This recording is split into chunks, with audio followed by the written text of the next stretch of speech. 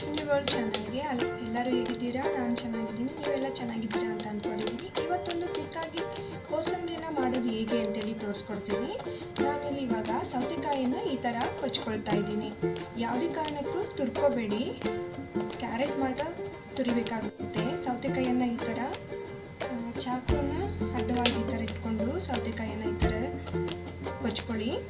ಕೋಸಂಬರಿನ ಮಾಡೋದಕ್ಕೆ ಏನೆಲ್ಲ ತರಕಾರಿಗಳು ಬೇಕಾಗುತ್ತೆ ಅಂತೇಳಿ ಕ್ವಿಕ್ಕಾಗಿ ಒನ್ ಟೈಮ್ ನಾವು ನೋಡ್ಕೊಂಡ್ಬರೋಣ. ತರಕಾರಿನ ತೊಳ್ಕೊಂಡು ಒಂದು ಕ್ಯಾರೆಟನ್ನು ತುರಿದಿದ್ದೇನೆ, ಹಾಗೆ ಸೌತೆಕಾಯಿ, ಒಂದು ಈರುಳ್ಳಿ, ಇದನ್ನು ತೆಳುವಾಗಿ ಕಟ್ ಮಾಡ್ಕೋಬೇಕು.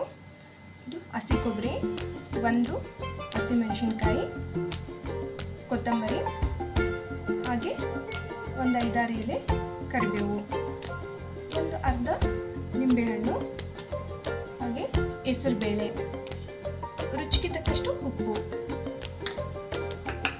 ಈ ಹೆಸರುಬೇಳೆಯನ್ನು ನೀವು ಕೋಸಂಬರಿನ ಮಾಡ್ತೀರಾ ಅಂದಾಗ 1/2 ಅವರ್ ಮೊದಲೇ ನೆನೆಸಿಟ್ಕೋಬೇಕು.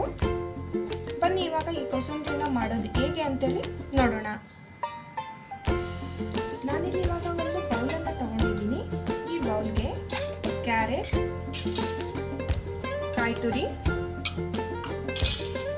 ಈರುಳ್ಳಿ, ಸೌತೆಕಾಯಿ, ಕಟ್ ಮಾಡಿದಂಥ ಹಸಿಮೆಣಸಿನ್ಕಾಯಿ, ಕೊತ್ತಂಬರಿ, ಹೆಸರುಬೇಳೆ, ನೆನೆಸಿರೋದು ಹೆಸರುಬೇಳೆ, ಕಟ್ ಮಾಡಿರ್ತಕ್ಕಂಥ ಕರಿಬೇವಿನ ಎಲೆ, ಸ್ವಲ್ಪ ನಿಂಬು ರಸ, ರುಚಿಗೆ ತಕ್ಕಷ್ಟು ಉಪ್ಪು. ಚೆನ್ನಾಗಿ ಕಲಿಸ್ಕೊಳ್ಳಿ.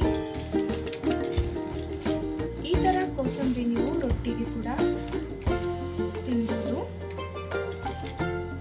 ಈ ಥರ ಕೋಸಂಬರಿಯನ್ನು ಹಬ್ಬಕ್ಕೆ, ಫಂಕ್ಷನ್ಗಳಿಗೆ, ಹಾಗೆ ನೀವು ಡೈಲಿ ಊಟ ಮಾಡೋದಕ್ಕೆ ರೊಟ್ಟಿಯನ್ನು ಮಾಡಿರ್ತೀರಿ ಅಲ್ವಾ, ರೊಟ್ಟಿಯನ್ನು ಮಾಡಿದಾಗ ಕೂಡ ಈ ಥರ ಕೋಸಂಬರಿಯನ್ನು ಮಾಡ್ಕೋಬೋದು. ಈ ರೆಸಿಪಿ ನಿಮಗೆ ಇಷ್ಟ ಆಗಿದ್ರೆ ಲೈಕ್ ಮಾಡಿ, ಶೇರ್ ಮಾಡಿ, ಹಾಗೆ ಸಬ್ಸ್ಕ್ರೈಬ್ ಆಗಿ. Thank you for the watching.